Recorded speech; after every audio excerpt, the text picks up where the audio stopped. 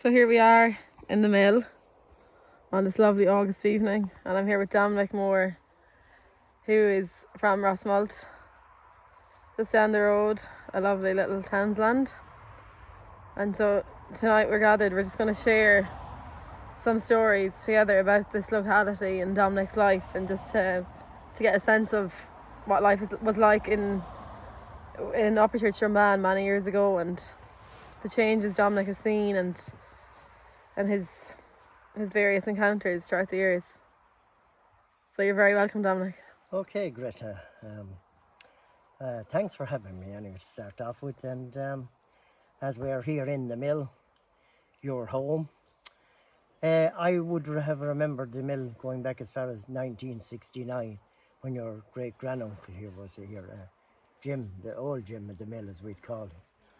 And you'd say, as a young lad born in 1961, like, how would I happen to be here at the mill? And how I was here at the mill was, I was reared down the road in a place called Rosmult, and my foster father was very friendly with old Jim at the mill.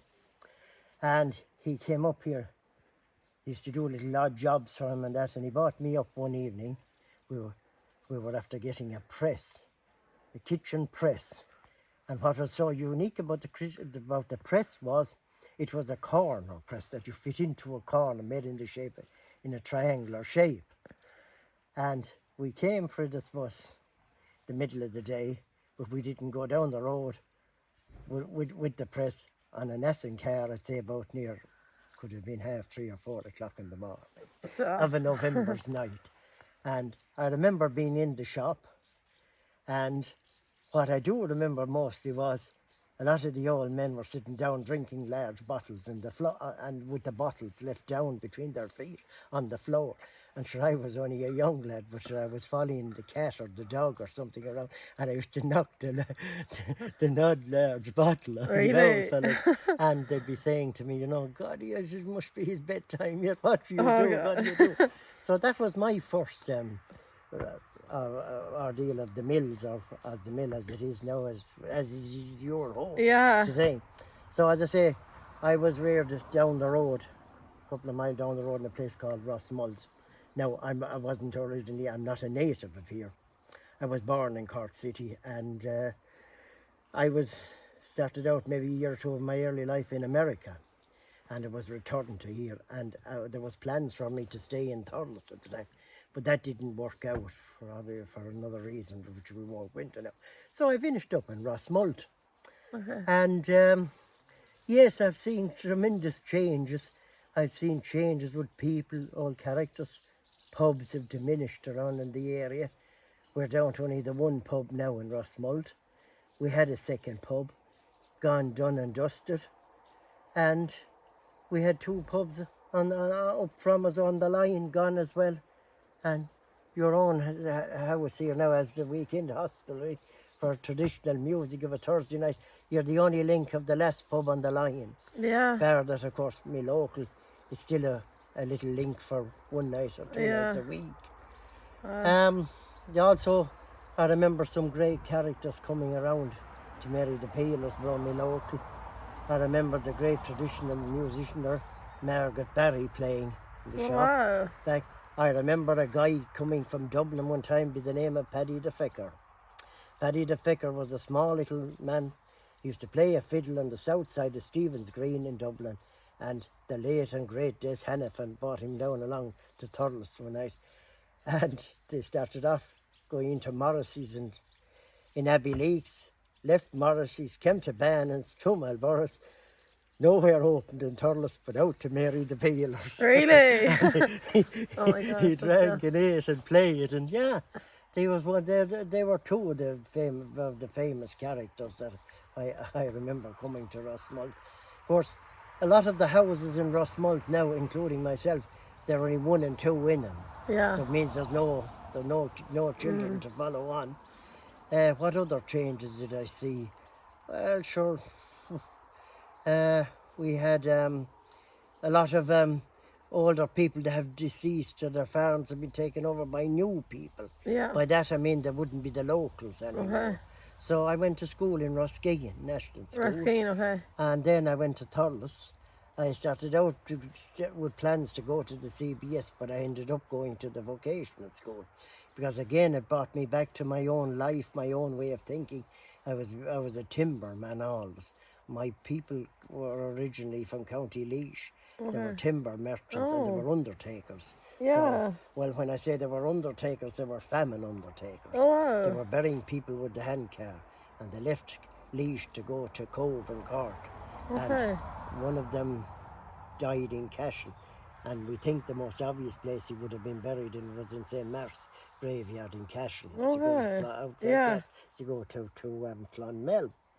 So anyway, I took a big interest in timber work, and I got did me what was known as the junior cert that time, and kind of fluid with me woodwork exam. And then I went making coffins. I got a kind of an apprenticeship with Hugh Ryan's, the local firm in Thurles at the time. They were the big coffin makers. That time they were supplying actually a good part of Dublin down at east coast of Leinster and up to as far as Donegal at the other side, and I often give a day and a night out delivering coffins. Okay. And it was a great way of getting to meet people and that. And of course, I have a big interest in funerals myself, and I always try to make it my business to attend funerals. Yeah. And sometimes, for obvious reasons, you may miss an odd one, you may be gone away, or it mightn't be possible to get to it. But now we're able to go back up that with putting the condolences on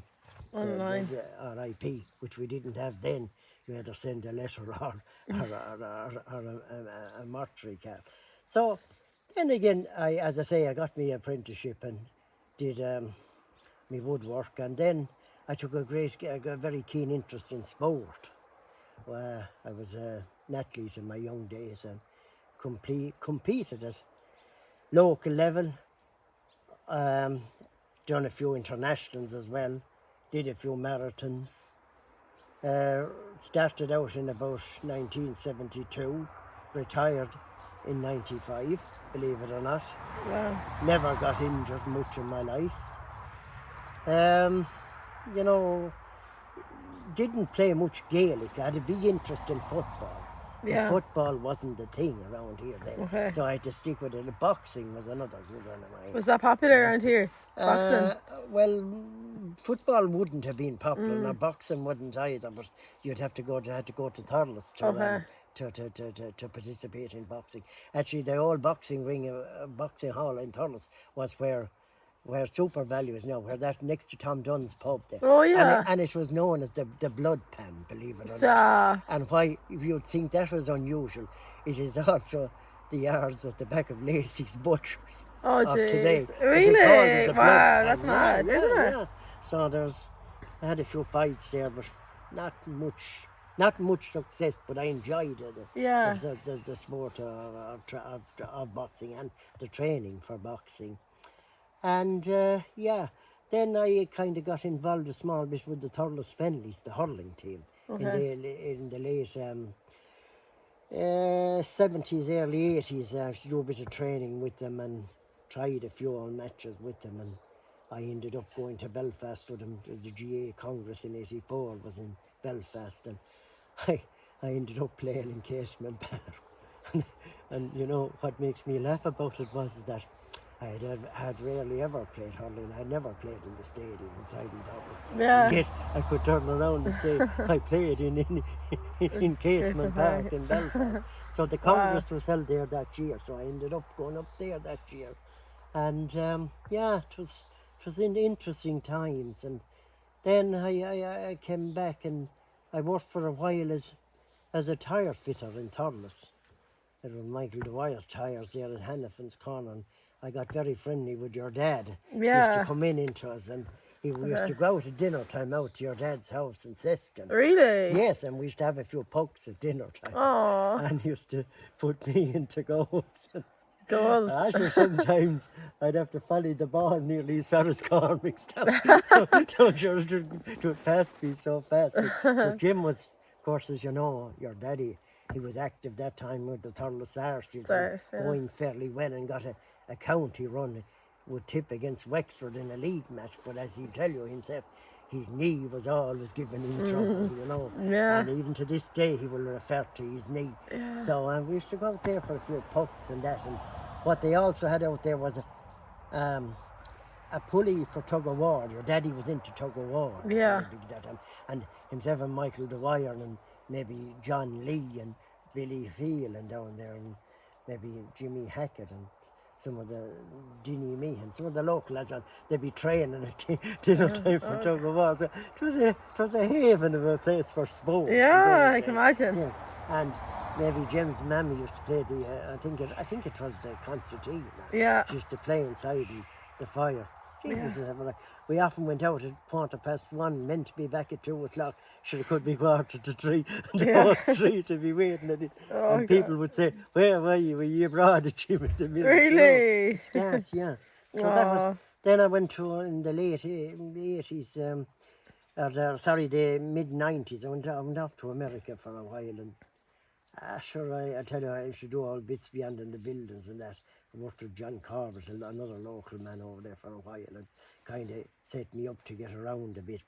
I wouldn't think now I would have made me living at buildings or anything like that, but I ended up, strangely enough, in Gaelic Park for the summer.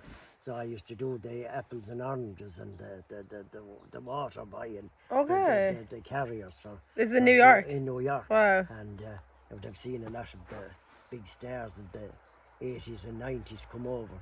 That time under the old formats of the championship, once you were knocked out, first round, second round, you went off to America.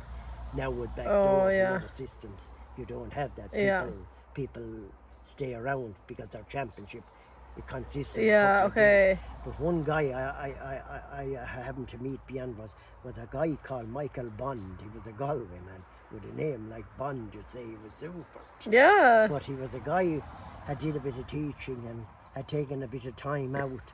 And the rumour got out in 98 in April, May, that he was going back to Galway, back to his neighbours Offaly, the Offaly senior team, to train him for the hurling, and they ended up winning the All-Ireland. Really? So, you know, Jeez, he was gone from where was he going to something that he was passionate about. And they ended up winning the All-Ireland. Incredible, So it was interesting. We had a lot of different local people used to come and go to Gaelic Park for certain matches. Tipperary had a lot of the local lads who'd be working from the different clubs around.